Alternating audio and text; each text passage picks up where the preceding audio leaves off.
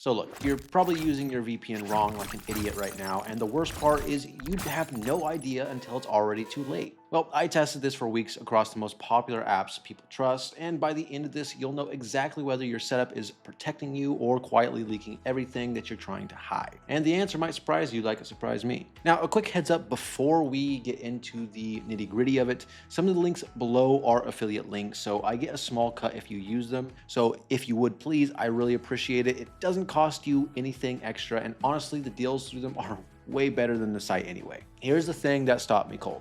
The most common VPN mistake isn't a wrong setting, it's the app itself. Now, a lot of people install a free VPN, feel safe, and well, they don't even realize a chunk of those free providers fund themselves by logging and selling the exact browsing data you installed them to protect. So you're not just unprotected, you're paying with your data instead of your money.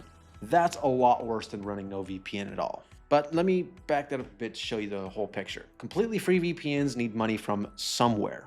And when you're not the paying customer, you usually become the product. Many of them are just proxies running old encryption and they keep logs. The freemium ones are a bit safer because a paid tier funds the free one, right? But even then you get one device, throttled speeds, and no real protected features. So if you grab a random free VPN off the App Store, that's mistake number one. But the app is only half the problem. Here's where it gets worse. Say you actually paid for a decent VPN. There's one setting most people never turn on, and it's the kill switch. Without it, the second your VPN connection drops, and it will drop, your device flips straight back to your normal connection and exposes your real IP. You won't get a warning. You won't see it happen. One dropped connection while you're torrenting or on a public Wi-Fi, and your real identity is out there. Now, NordVPN's kill switch does cut your internet entirely if the VPN ever fails. So your real IP is never exposed again. Not slowed down, cut.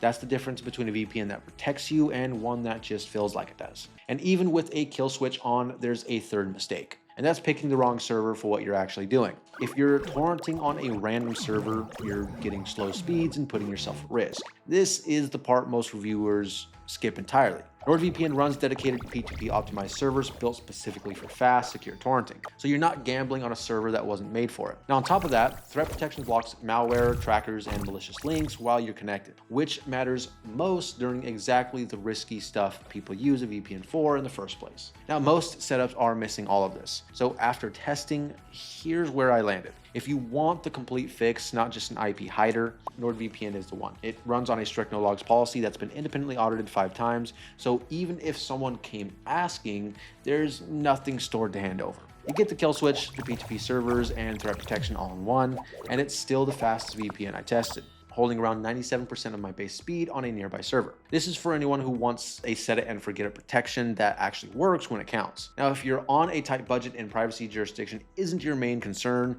then Total VPN is the cheap entry point that still covers the basics. Just know it's slower on long distance servers, but if you're doing anything sensitive, NordVPN is the pick. No contest. Now, if you're going to fix your setup, use the links down below. That's where I got the deals. NordVPN is 74% off with 3 free months right now, or you can just scan that QR code on screen. Total VPN is 80% off through the same link if you want the budget route. So, are you using your VPN wrong like a complete dummy?